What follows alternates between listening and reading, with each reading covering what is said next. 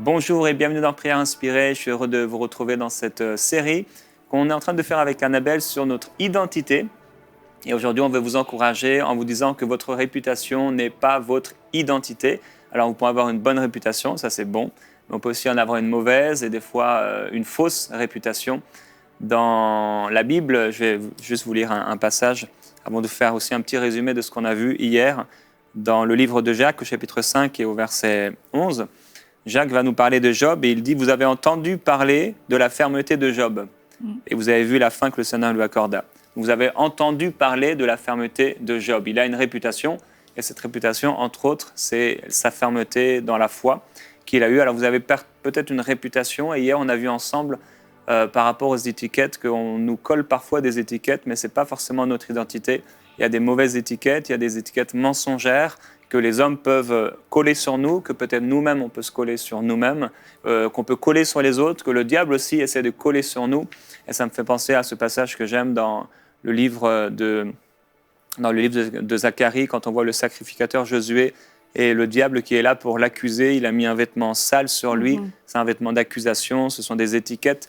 Mais l'ange de l'Éternel, le Seigneur dit « Non, que l'Éternel te réprime Satan, lui qui a porté son choix sur Jérusalem, et bien sûr sur Josué, qui est là pour servir Jérusalem. » Et Dieu vient l'habiller d'un nouveau vêtement, et il vient enlever ces étiquettes d'accusation, ces étiquettes de souillure, ces étiquettes de péché. Et c'est ce que le Seigneur a fait par la prière, dans ce temps de prière qu'on a eu hier, dans votre vie personnelle. Si vous n'avez pas écouté l'émission, vous pouvez aller l'écouter sur YouTube ou sur mcitv.com. Aujourd'hui, on veut parler avec toi, Annabelle, de la réputation. Alors, il y a des bonnes réputations, comme on a dit, il y en a des mauvaises. Et la réputation nous suit. Et la réputation a une grande valeur. La réputation nous suit, mais elle nous précède aussi. Quelquefois, on ne connaît même pas les gens, mais on croit qu'on les connaît parce qu'on a entendu des choses à propos de ces personnes, des bonnes choses ou des mauvaises choses. Et ça a une influence sur la manière dont on va leur parler.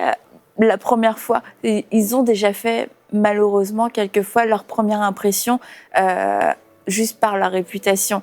Et ça peut servir, mais ça peut aussi souvent desservir. Et en fait, c'est important de comprendre que notre réputation, c'est pas notre identité. On a vu hier, les étiquettes ne sont pas notre identité, mais ce que disent les gens de nous, c'est pas non plus notre identité. Notre réputation devrait être le reflet de notre identité. On devrait dire de nous, comme Jacques parle de Job, des choses justes et des choses vraies, mais quelquefois, la réputation, c'est un souvenir, une impression, un sentiment, une émotion qu'une personne a eue dans un moment particulier. Peut-être que si tu me croises un jour, il y a quelqu'un qui va dire « Ah, Annabelle, elle est super sympa et tout, elle est super gentille, elle est vraiment waouh ». Enfin bon, bref, tu as plein de trucs, la vérité, quoi. Et la réputation qui est ajustée à mon identité. Mais je ne sais pas si tu me croises dans une autre situation, j'ai eu une mauvaise nouvelle, j'ai eu une journée difficile, etc. Et là, peut-être que je serais moins sympathique, peut-être que je serais moins joviale, etc. Puis on peut se dire, ah non, finalement, Annabelle, elle est pas sympa. Moi, je l'ai croisée, et puis, ah non, franchement, c'est pas une personne sympa. Mais c'est une impression, une émotion que la personne a ressentie à ce moment-là. Mais je peux pas me baser sur ça pour dire, voilà, c'est ça mon identité, puisqu'elle m'a croisée ce jour-là à X heure, dans X endroit. Elle a dit que j'étais pas gentille, je suis pas gentille. C'est encore une fois un mensonge. Et pour revenir à l'importance de connaître notre identité, c'est que quand on ne connaît pas son identité, je l'ai dit hier, on ne connaît pas son autorité. Et un roi qui sait qu'il est un roi n'a pas honte de régner, n'a pas peur de régner. Il n'a pas peur quand un prince arrive non plus, qui lui dit « je suis prince, parfait, tu es prince, moi je reste roi ». Et en fait, ça amène une force, une stabilité et une capacité à pouvoir porter du fruit parce qu'on ne sera pas ébranlé, on ne sera pas porté à aller ici et là selon ce que les gens diront de nous. Et si Jésus avait été comme ça, s'il s'en était tenu à ce que les gens disaient de lui et à sa réputation, mais on se dit, Jésus aurait pu abandonner, Jésus serait resté à des endroits où il n'aurait pas dû aller, Jésus aurait fui avant le temps, Jésus ne serait pas allé à la croix, il serait peut-être resté à Gethsémanée. Et en fait, puisqu'il n'a pas suivi ni sa réputation, ni ce que les gens disaient de lui, et qu'il est resté ferme et assuré de son identité. Jésus était toujours au bon endroit, au bon moment, à faire la bonne chose, et surtout, il n'a jamais douté qu'il était le Fils de Dieu, et donc, en tant que Fils de Dieu, sauveur du monde, il a agi en tant que Fils de Dieu et sauveur du monde. Et aujourd'hui, il y a des réputations qui sont des prisons, en fait. Et il y a plusieurs personnes, en dehors de Jésus, qui ont dû faire face à des mauvaises réputations. Et je pense à Rahab que la Bible appelle Rahab la prostituée, et nous-mêmes on l'appelle encore Rahab la prostituée, mais Rahab la prostituée est une femme courageuse, une femme qui a choisi d'honorer Dieu à sa façon, comme elle le pouvait à son époque, en hébergeant ses espions et en cachant ses espions, en les protégeant, et pourtant c'est Rahab la prostituée. Et j'imagine que c'était pas la femme qui avait la meilleure réputation dans sa ville, puisque c'était Rahab la prostituée. On trouve 2 hommes chez elle, on se dit pas que ce sont des espions, des envoyés de Dieu pour conquérir la terre promise, qui sont chez Rahab la prostituée. Et Rahab aurait pu agir selon sa réputation, mais il y avait quelque chose de plus profond en elle, une identité plus profonde que sa réputation, et elle a décidé de servir les intérêts de Dieu en cachant ses espions ce jour-là. Et certainement qu'elle voulait aussi sortir de cette identité, c'était devenu une identité, mais cette réputation aussi, comme cette femme de mauvaise vie qui vient auprès du Seigneur Jésus-Christ, et ces gens de mauvaise vie autour de Jésus qui certainement voulaient sortir de cette identité. C'était devenu vraiment ce qu'ils étaient, mais ils voulaient s'en sortir, ils voulaient avoir une nouvelle identité, celle que le Seigneur leur donnait, de juste, d'innocent, de bon. Et comme avec Josué, des fois, entre guillemets, c'est notre identité. Bon, Rahab la prostituée, elle était vraiment prostituée.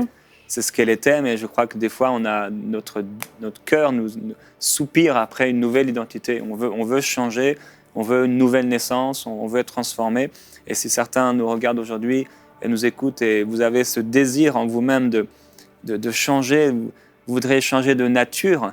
La Bible dit qu'auparavant, quand on ne connaissait pas Jésus, on avait une nature pécheresse, on était par nature des enfants de colère.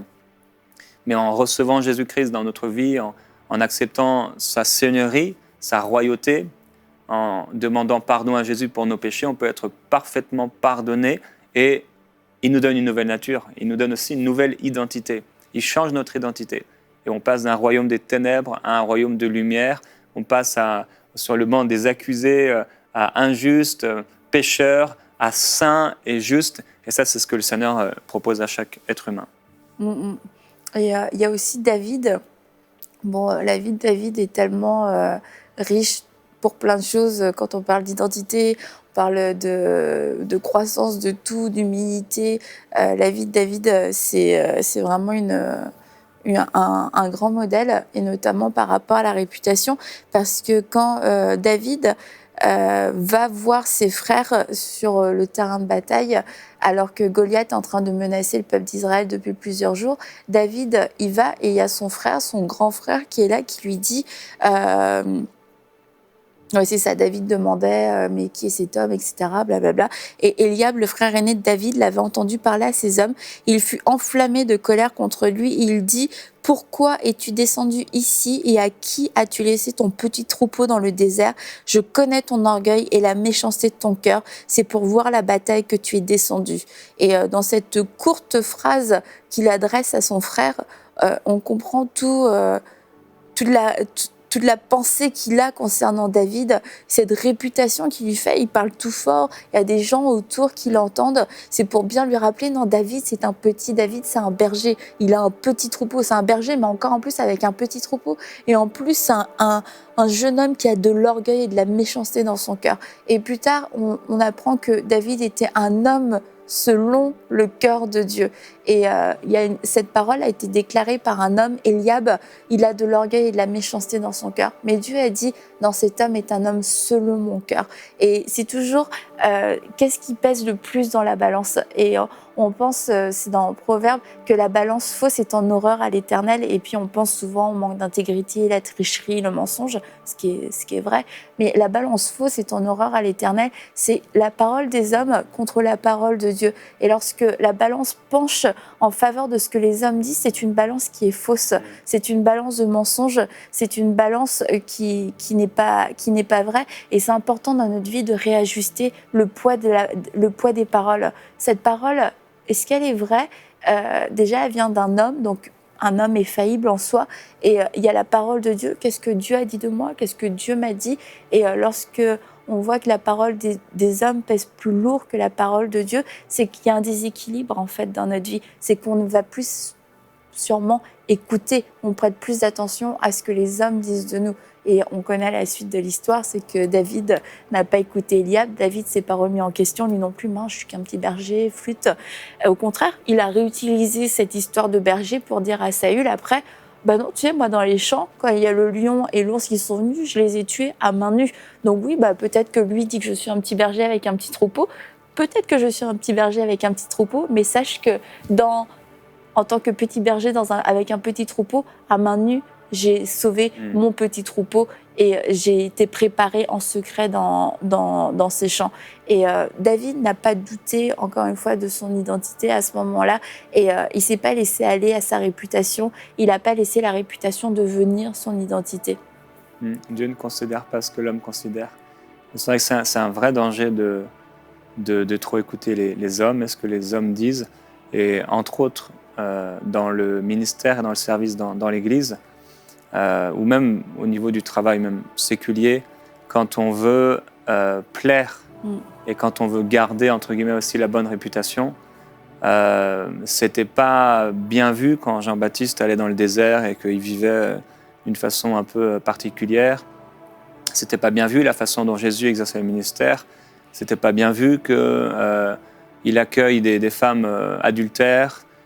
C'était pas bien vu que ceci et cela, et on pourrait en fait voir que dans toutes les personnes qui ont marché avec Dieu, il y a des choses qu'ils ont faites qui n'étaient pas bien vues. C'était pas bien vu que Moïse soit venu contre Pharaon. Bref, il y a toutes sortes de choses qui ne sont pas bien vues par les hommes, et si on a peur de perdre notre bonne réputation aussi, c'est peut-être une autre pensée, mais c'est que en fait la réputation de Dieu, ce que Dieu dit, c'est vraiment le meilleur en fait, c'est le plus important. Et je pense notamment à des ministères qui sont bloqués parce qu'ils veulent garder leur réputation par rapport à leur mouvement d'église, par rapport à d'autres collègues, pasteurs, etc. Mais Dieu met dans leur cœur quelque chose, et ça peut être aussi un chrétien qui est là dans l'église, Dieu met dans ton cœur de faire quelque chose, mais parce que tu veux garder, entre guillemets, ta bonne réputation, eh bien, tu ne veux pas aller au-delà. Et ça me fait penser quand on était en région parisienne, dans l'église, je me souviens que des fois, le Saint-Esprit tombait sur moi le dimanche matin, et j'avais l'opportunité, le pasteur me laissait un moment pour encourager le peuple de Dieu quand j'en avais, en fait, quand je le sentais. Et à un moment, j'ai senti que voilà, j'avais peur de faire et de me laisser diriger par le Saint-Esprit, alors que je me sentais comme un lion à devoir proclamer des choses, etc. Et Dieu m'avait dit à ce moment-là, celui qui ne veut pas déranger se range. Alors il reste comme ça de côté parce que justement il veut garder sa petite réputation, voilà, de personne sensée, sobre, tranquille, etc. Mais des fois, Dieu nous amène à sortir de la tranquillité, devenir comme un lion, comme David. Et concernant aussi les mauvaises réputations, ça peut créer des peurs. La peur d'alimenter cette mauvaise réputation et la peur du regard des hommes. Parce qu'en fait, la réputation est totalement liée au regard et à la parole des hommes. Parce que notre réputation vient de ce que les autres disent de nous, ce que les autres pensent de nous. Et c'est pour ça que la réputation, elle doit être le reflet. On doit chercher à avoir une bonne réputation, c'est pas une mauvaise chose, mais que cette réputation soit le reflet de notre identité. Et si c'est pas le cas, si ce sont des mensonges qui ont alimenté notre réputation, on peut décider de passer notre vie à nous soumettre à cette réputation, à nous battre, à nous justifier, mais on va passer à côté du plan de Dieu. Et je pense notamment des gens, on les a accusés concernant les finances. ils ont été accusés concernant les finances. Ils ont une réputation de gens qui sont pleins de convoitises, de gens qui aiment l'argent, de gens déséquilibrés par rapport à l'argent. Et du coup, aujourd'hui, ils n'osent pas prospérer, ils n'osent pas parler de finances, ils n'osent pas encourager pour les finances. Et en fait, ils ont été attaqués sur un point... ils ont été attaqués sur le point avec lequel Dieu voulait les utiliser. Et c'était de l'intimidation. C'est pas un problème de réputation, c'est pas un problème de foi, c'est pas un problème de sagesse, c'est pas un problème. On cherche quelquefois des problèmes et des sources de problèmes. Et c'est juste parce que c'était un don, c'était quelque chose, une grâce que Dieu leur a faite dans leur vie, pour qu'ils puissent manifester, qu'ils puissent enseigner, qu'ils puissent partager, qu'ils puissent encourager, qu'ils puissent donner. Et je parle des finances comme un exemple, mais ça peut être autre chose. Et la personne a été attaquée exactement sur son poids-là, et c'est devenu une mauvaise réputation. Et du coup, la personne dit, bah non, je veux pas, parce qu'on va dire sinon que. On va dire sinon que. Mais il faut se poser la question, mais que dit Dieu ? Que dit Dieu ? Ma réputation au ciel est plus importante que ma réputation sur la terre. Les hommes peuvent dire quelque chose, mais si au ciel, c'est désolation à cause de moi, mais qu'est-ce qu'elle fait ? Pourquoi elle ne le fait pas ? Pourquoi elle ne dit pas ? Pourquoi elle ne déclare pas cette parole ? Pourquoi est-ce qu'elle ne prie pas pour les malades ? Parce qu'on a dit que quand je priais pour les malades, personne n'était guéri. Or, Dieu veut t'utiliser dans la guérison. Il y a peut-être plein de personnes qui n'ont pas été guéries, mais Heidi Baker a dit qu'elle a prié pour je ne sais combien d'aveugles avant que la première aveugle voie, et après, ça n'a pas arrêté. Et quelquefois, on est intimidé, on vit de l'intimidation exactement là où Dieu veut nous utiliser, et ça crée de la peur, et on se freine à cause de la mauvaise réputation qu'on a pu nous faire. Mais ce n'est pas une mauvaise réputation, c'était de l'intimidation en fait. Amen. Et Dieu va vraiment vous toucher, parce que ces étiquettes doivent partir, et ces mauvaises réputations, ça devrait vraiment pas vous limiter. Et on veut vraiment prier pour que ces réputations qui vous empêchent d'être ce que vous êtes réellement, vous en soyez complètement libérés. C'est pas normal d'être bloqué, d'être limité à cause d'une réputation, des choses qu'on dit sur nous. Il faut que quelqu'un doit être délivré aujourd'hui à cause de ce temps de prière, à cause des paroles qui ont été données, parce qu'il y a un temps solennel. Dieu a établi ce moment pour la délivrance de plusieurs personnes, de ces réputations qui vous limitent et qui vous bloquent, alors que le Seigneur dit totalement autre chose. Et il y a des personnes qui doivent se mettre en colère intérieurement parce que c'est pas vrai, c'est faux, ça me limite, et maintenant je veux plus marcher comme ça. Je refuse cette réputation. C'est un non-sens, c'est faux, c'est un mensonge, et je veux plus jamais être limité par rapport aux paroles qui ont été dites à mon sujet. Non, c'est clair, comme Annabelle tu le dis, le diable est rusé. Et il sait très bien que si Dieu veut nous utiliser dans un domaine particulier, le diable va essayer de nous accuser dans ce domaine. S'il veut nous utiliser pour être une source de bénédiction dans un domaine, le diable va aller exactement à cet endroit-là pour nous intimider, nous accuser. Et quand on est en position d'accuser, on peut plus faire du bien. On est amoindri, c'est vrai, peut-être qu'il a raison, peut-être que je suis ceci et cela. Et on perd notre autorité. Tu as parlé de l'autorité qui est reliée à notre identité. Et en fait, on perd notre autorité. Alors, on veut prier pour vous. Père, je te remercie pour ta parole parce qu'elle est puissante. Ta parole est la vérité. Amen. Et nous voulons marcher sur ta parole. Nous voulons établir nos vies sur ta parole. Nous voulons, Seigneur, marcher sur cette parole qui est la vérité. Ton trône est bâti sur la justice et sur l'équité. Tu es un Dieu droit, un Dieu vrai, un Dieu juste, et aucune parole mensongère n'est jamais sortie de ta bouche. C'est pourquoi on a tellement confiance en toi. Et nous nous confions en toi. Nous croyons en tes paroles. Oui, Seigneur, c'est toi qui as dit par ta bouche que David était un homme selon ton cœur. Amen. C'est toi, Seigneur, qui l'as dit. C'est toi, Jésus-Christ, qui a dit des disciples lorsqu'ils ont arraché ces épis de blé qu'ils étaient innocents. Les pharisiens les voyaient condamnables, condamnés, les accusés. Seigneur, mais ils étaient innocents à ton regard. Et Père, je prie par rapport à ces mauvaises réputations qui ont été placées, ces étiquettes collées sur les gens qui nous écoutent et qui les limitent, qui les bloquent dans le ministère, dans le service, dans leur vie personnelle, c'est-à-dire dans leur vie de famille et de couple peut-être, dans leurs relations peut-être avec leurs enfants, dans leur travail. Nous brisons au nom de Jésus-Christ ces influences sataniques. Nous déclarons la destruction de tous ces liens qui rendent captifs. Père, nous déclarons la libération de ces captifs. Nous déclarons qu'ils ne sont plus captifs, mais qu'ils sont libérés. Oui, nous déclarons sur vous qui avez été limités par des paroles de malédiction, des paroles mensongères, par des esprits qui étaient là et qui tournaient autour de vous pour vous amener des pensées mensongères sur ce que vous êtes. Nous proclamons au nom de Jésus que Dieu vient maintenant convaincre de méchanceté toutes ces langues qui se sont élevées contre vous et que toute arme forgée contre vous est nulle et sans effet. Et j'appelle un rétablissement de la vérité, un changement, vraiment un changement profond dans la vie de plusieurs personnes maintenant. Vous allez vivre un ministère nouveau. Vous allez vivre une vie nouvelle à partir d'aujourd'hui parce que Dieu est en train de le faire. Et je vous encourage vraiment, et je vous en supplie, écoutez maintenant avec foi et priez avec foi parce que le Seigneur est en train de faire un changement complet, une transformation, un demi-tour à l'endroit là où vous alliez dans la destruction, vous alliez dans un endroit que les hommes contrôlaient, dans une religion. C'est vrai, tout était beau, tout était bien. Les gens disaient, ok, c'est bien, mais ce n'était pas là où Dieu vous voulait. Et maintenant, Dieu vous appelle à la glorieuse liberté des enfants de Dieu. Et c'est ce que nous déclarons sur vous. Nous parlons la glorieuse liberté des enfants de Dieu. Père, je l'appelle de ta part, avec l'autorité que tu nous donnes. J'appelle la glorieuse liberté des enfants de Dieu sur cet homme de Dieu, sur cette femme de Dieu qui m'écoute. Nous déclarons la glorieuse liberté des enfants de Dieu.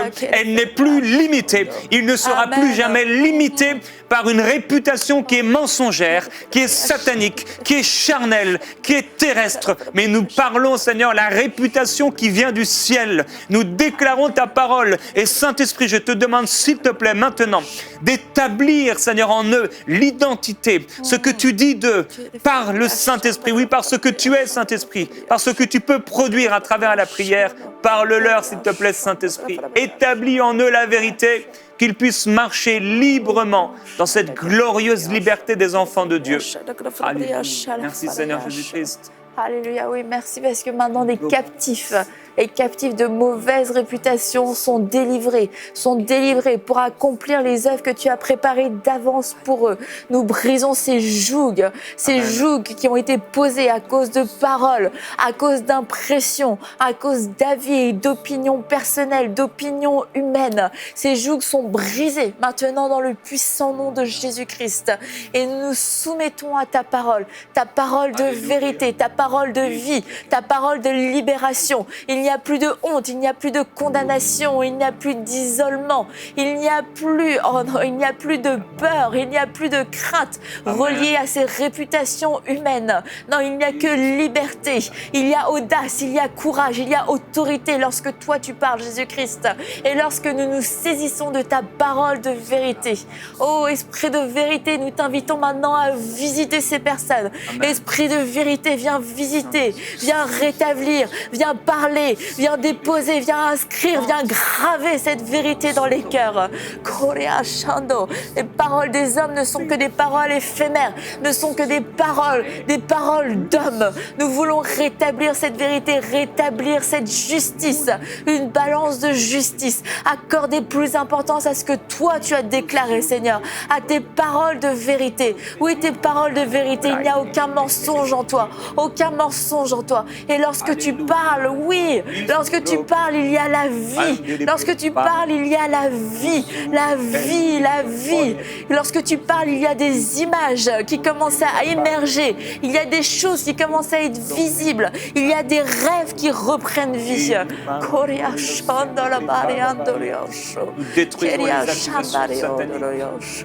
Nous détruisons ces accusations au nom de Jésus. Nous parlons la vérité. Nous déclarons la vérité. Père, je prie pour ces hommes violents qui ont vu leur père être violent. Ils se sont dit, puisqu'il est violent, moi aussi je vais être violent, je dois être violent, c'est comme ça que je suis. Et nous disons non à cette violence dans le nom de Jésus-Christ. À ceux qui ont des parents adultères, qui ont eu des parents adultères et qui pensent que c'est leur nature, c'est dans leur famille, c'est dans leur gène. Nous disons non à ceux qui ont vu leur père, leurs parents être malades de telles maladies et qui se disent « ça doit aussi m'arriver parce que c'est dans mes gènes ». Nous déclarons dans le nom de Jésus que c'est un mensonge. Père, merci parce que tu viens libérer de ces accusations sataniques. Merci parce que tu rends ton peuple libre. Oui, tu l'as affranchi pour la vraie liberté, pour qu'il soit complètement libre, affranchi des paroles des hommes. Tu es bon, Seigneur Jésus-Christ. Nous déclarons qu'ils sont ta justice. Ils sont ta justice. Ils sont saints et ils sont purs. Merci, Seigneur Jésus-Christ. Oui, vous tous qui avez eu des pensées mensongères, vous avez imaginé, vous avez pensé que vous êtes quelqu'un de mauvais, que vous êtes quelqu'un de méchant, et vous avez accepté ces pensées. Maintenant, déchargez-vous sur lui de tous ces mensonges, de toutes ces choses mauvaises et dites « Non, je refuse maintenant de marcher comme ça. » Alléluia. Et je veux prier pour toi qui penses que tu es une fille facile parce qu'on a dit de toi que tu étais une fille facile parce que tu as vécu différents échecs, tu es allée dans différentes relations.